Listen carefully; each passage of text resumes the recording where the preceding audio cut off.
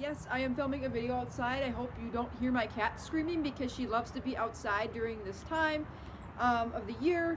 But I can't have her out here right now and have her go take off with the chipmunk while I'm filming. But I wanted to take this time for a beautiful day to film some videos. But for those of you that don't know, I'm still dealing with a little bit of spamming. This person, or I think it's one person, that is marking my videos as spam on Beyond Type 1, and I have people that are rallying against it.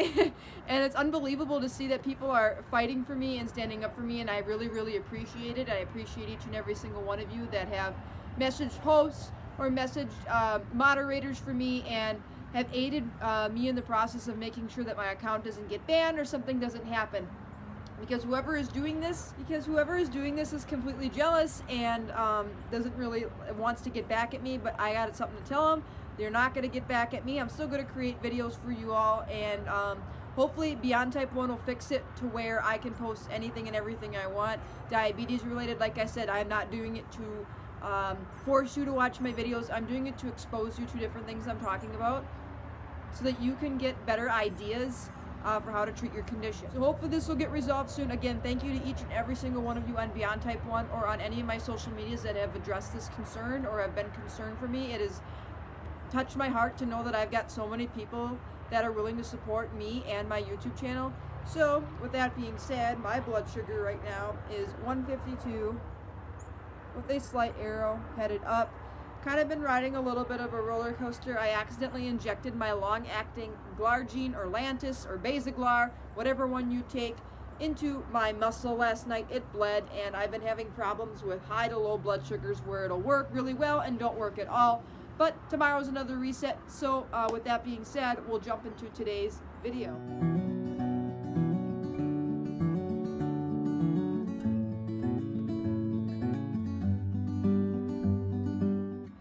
It's Maddie. Welcome back to my channel, and as you can tell by the title of today's video, I'm going to be sharing with you the 10 worst habits of a type 1 diabetic. I've seen this video be put out there a lot, but I wanted to add a few extra things or put my spin onto it, or explain a few extra perspectives as far as what we do or what we could do better with our supplies and or our treatment. So with that being said, I'll start on the list. So the first thing I have written down here is not changing lancets or reusing pen needles or syringes.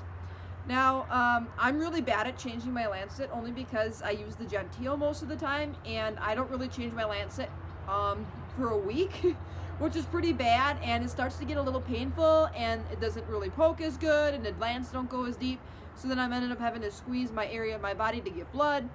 As far as reusing pen needles and syringes, I've only reused pen needles a couple times just because I didn't have enough with me, especially when I was taking care of B, the lady that had passed away.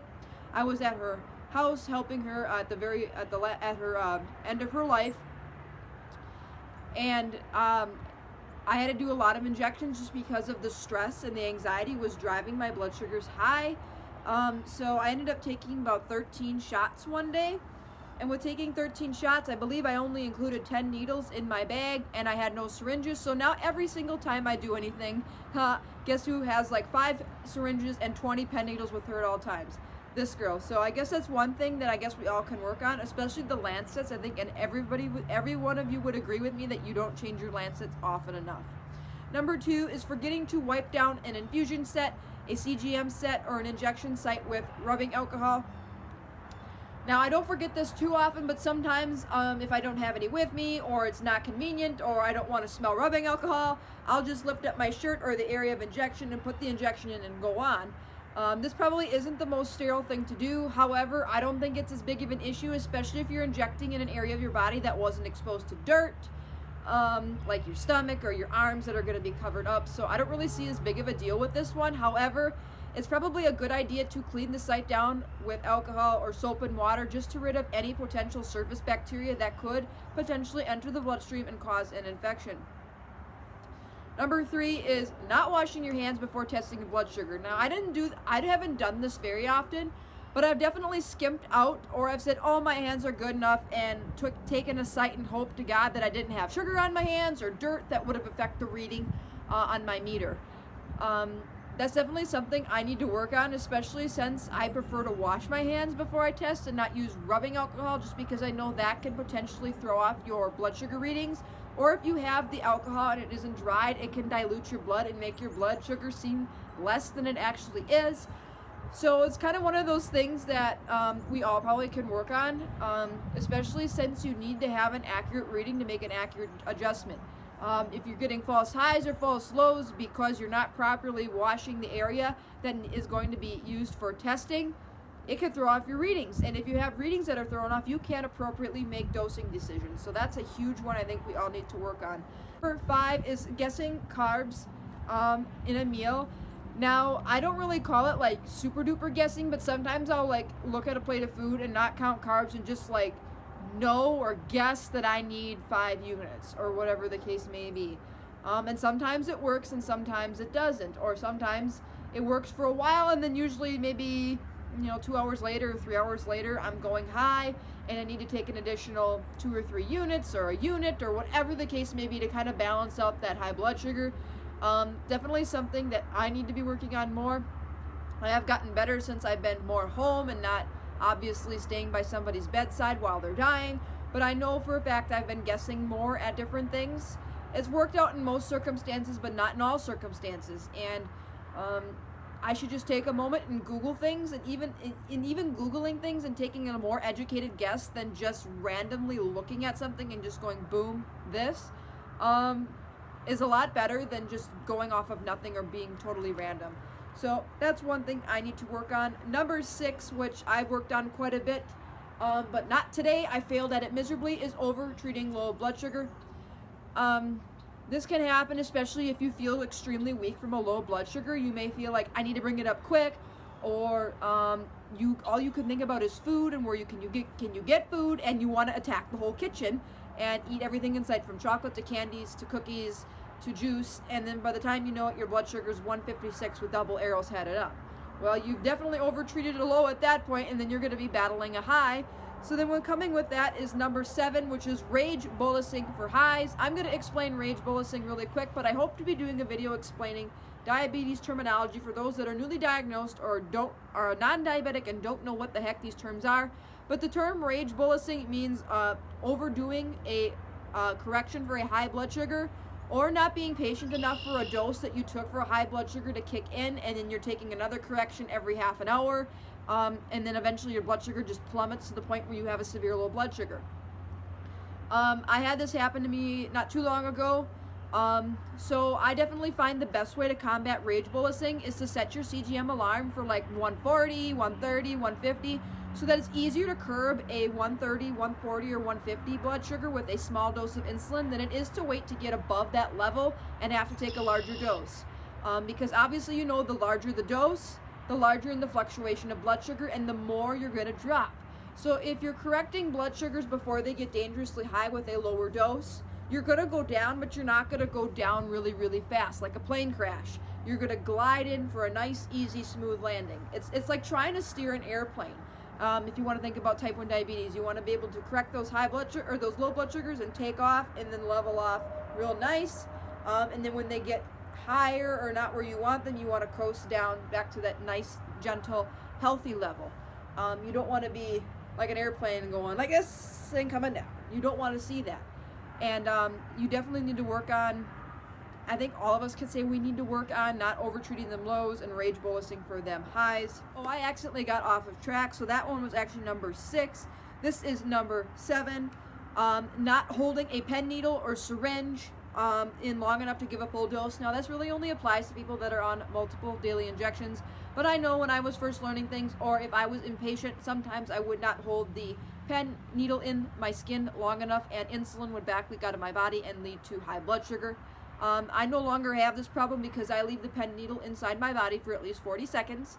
And with syringes, the only problem you can have is if you don't push the plunger down all the way. I don't notice insulin back leak with syringes just because they drive the full dose in at a much quicker rate than that of a pen, which has to spin around in a dial and on a spring to kind of get that dose in.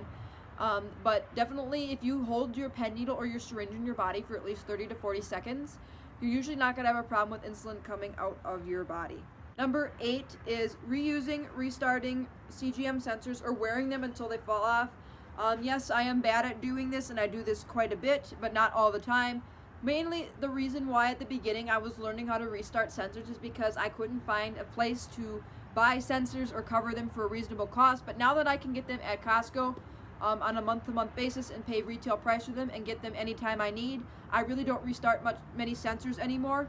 Or I won't restart them for the full days. I might make them last 14 days or 15 days, and then I'll pull them off because they start getting wonky. But I have definitely pushed the limits and have had CGMs like the Dexcom that were ready to fall off of me at day 9 and didn't change it, or I took a bunch of tape and put over it just because I want to get that more wear out of it. I feel like this is a bad habit, but I also feel like I understand why people do this, to get more use, or if people are super duper desperate to save a lot of money. But mainly for me, it's like I want wear out of that CGM. It's not so much the money thing, it's I want wear out of that CGM and I want to get the most days out of it. So why not leave it on for longer, or tape it up so that it doesn't fall off, or reuse it, or whatever the case may be. Number 9 is not rotating insulin injection sites or infusion sets often enough.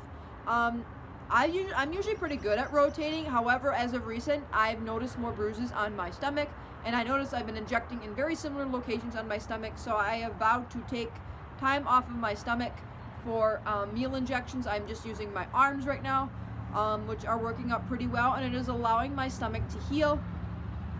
And I've been using thighs and stomach for long lasting, but because I put my long lasting into a muscle in my thigh yesterday, I think I'm going to avoid the long acting injection in the thigh tonight. I think I will go with it in the abdomen area, but instead of going in the areas where I've been injecting, I'm going to make sure it's more upper abdomen, because the lower abdomen region of my stomach needs to heal so that I can use those sites again and not get scarring or insulin resistance. And the 10th and final worst habit as a type 1 diabetic is not checking for ketones as needed. Now, I'm really bad at this only because I don't get dangerously high blood sugars. So when my blood sugar goes high, I'm less likely to test for ketones, just because I know I can get it down quick enough, or I know it's going to come down quick, and I don't feel the need to test for ketones.